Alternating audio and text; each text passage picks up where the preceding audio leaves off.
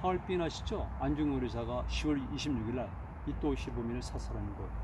하얼빈은 말 그 자체가 그물을 말리는 마을, 항구도시란 뜻이에요. 심지어는 베이징 같은 경우도 항구도시예요. 안녕하세요. 윤명철 교수의 역사대학입니다. 저는 역사학자로서 이렇게 반문하고 싶습니다. 인류가 행한 최초의 경제 형태는 수렵사회일까? 저는 불가능하다고 봅니다. 우리 영화에서 많이 보이죠. 그런데 그 이전 시대 때, 저도 중기 구석기 시대 이후에 인간이 맘모스를 잡았답니다. 맘모스만 있겠습니까? 가진 맹수들이 있죠. 그 밖에도 많은 동물들이 있습니다. 새도 있습니다. 잡을 수 없어요. 저는 어렵사회란 말을 주장하고 싶어요. 어렵사회는 말 그대로 물고기를 채취하는 겁니다. 강가, 시내가, 그리고 바닷가에서. 우리도 물론 동삼동 폐청, 조도 폐청, 창원에도 폐청, 등등 많이 있습니다. 서해는 말할 것도 없죠. 강에도 폐청이 있습니다. 만주에 가서 중국학자들이 발굴 보고서를 보면은 강 주변에서 폐청들을 찾는 걸 알 수가 있어요. 그리고 물고기를 잡는 것도 마찬가지입니다. 낚시하면서 조그만 피레미라든가 쏘가리 이 정도를 잡는데요. 전 근대사에 고대사에 가면은 물고기가 종류도 많고 엄청나게 많았습니다. 지금 제가 있는 임진강도 마찬가지예요. 신중 동국여지 승람에 보면은 바로 임진강 이 주변 지역에서 나는 물고기의 종류들이 다 기록이 되어 있습니다. 만주에 가면은요 상상할 수가 없습니다. 특히 북만주 지역은 엄청난 습지대이기 때문에 바로 숲에서의 모든 것들이 썩은 유기물질로 가득 찼기 때문에 엄청나게 큰 물고기들이 엄청나게 많습니다. 우리 어렸을 때는 고무신을 신었습니다. 검정 고무신, 흰 고무신, 노란 황금색 고무신들이 있었죠. 시내가에 가서 고무신을 갖고 물을 떠서 송사들이를 잡습니다. 가장 원시 형태의 낚싯바늘이 있습니다. 단식, 결합식 이런 조침들이 있어요. 그리고 그물도 있습니다. 그런데 그 이전부터 인간은 그렇지 않아. 그래서 중국 지역에서 발견되는 거지만 만주 지역의 발굴 보고서에 따른 겁니다. 북한도 그런 견해를 수용을 해요. 물고기 잡을 때 강가라든가 냇가에 가서 돌을 쌓는 겁니다. 이렇게 쌓고 아니면 나무를 박아서 서해안 같은 데 가면 지금도 남아 있어요. 화성 앞바다라든가 남양만 앞바다 같은 데서 볼 수가 있는데요. 이렇게 꽂아가지고 돌을 쌓아가지고 만들었게 되면 물고기들이 들어왔다 나가지 못합니다. 이런 형식으로도 얼마든지 물고기를 잡을 수가 있어요. 그래서 저는 실질적으로 우리가 인류의 4대 문명 그랬을 때 그것은 농경을 염두에 둔 것입니다. 신석기 시대 이후에 농경, 그리고 거기서 발생한 도시.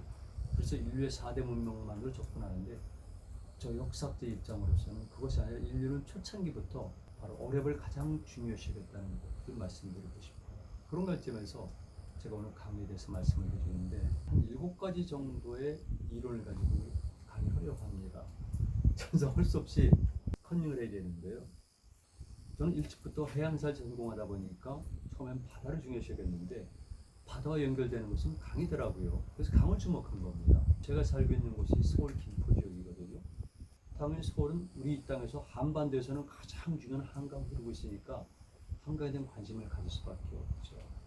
그리고 강을 하다 보니까 자연스럽게 또 작은 내에도 관심을 갖게 됐어요. 76년도에 낙동강에서 뗏목을 만들어 끼웠거든요.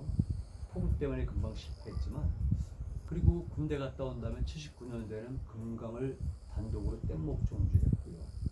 그 외에도 특히 남한강, 북한을 했는데 남한강 뗏목은 85년, 6년도쯤 되는데요. 강원도 깊숙한 곳이죠. 여러분들은 정선을 생각하는데 정선 위에 아우라지가 있고요. 그 위에 구절리가 있어요. 그런데 최선도 아우라지, 열양부터는 뗏목을 탈 수가 있습니다. 이게 옛날 뗏목길이에요. 그래서 남한강도 뗏목으로 몇 차례 내려왔고요. 북한강도 했고, 강에 대해서 유발난 애정을 갖고 있어요.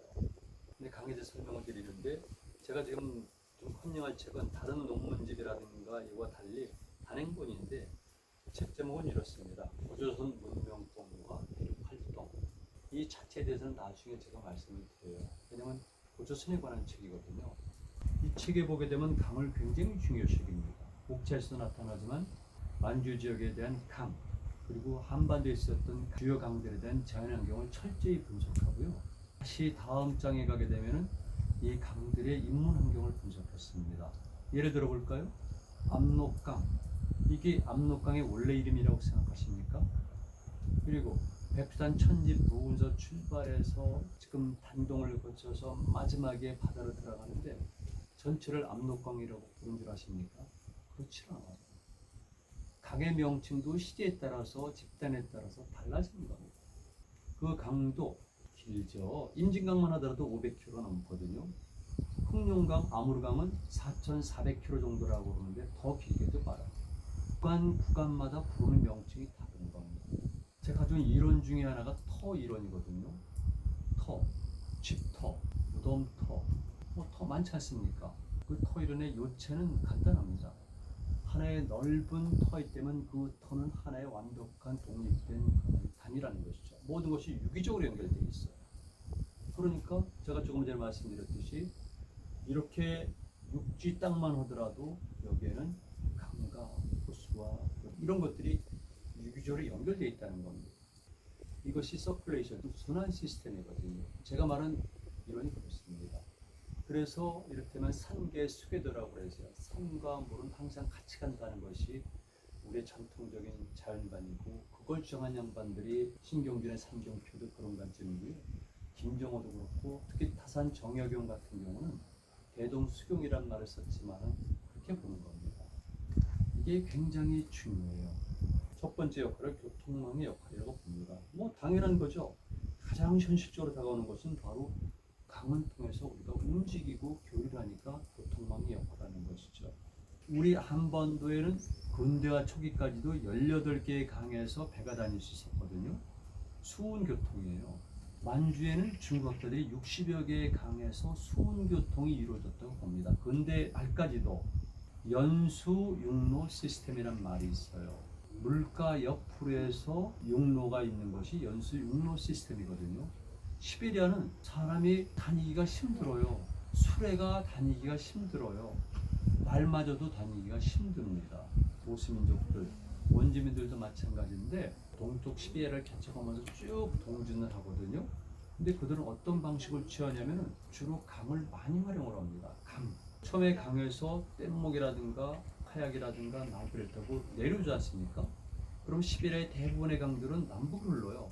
약간 사선을 긋는 거죠. 쭉 가서 적당한 지점에서는 배를 버리고 다시 육지로 건너뛰고 다시 배를 타고 내려오고 이렇게 해서 길지만 좀 오랫동안 걸쳐서 오는 것이 훨씬 더 수월하다는 겁니다. 시간이 덜 걸리는 거죠.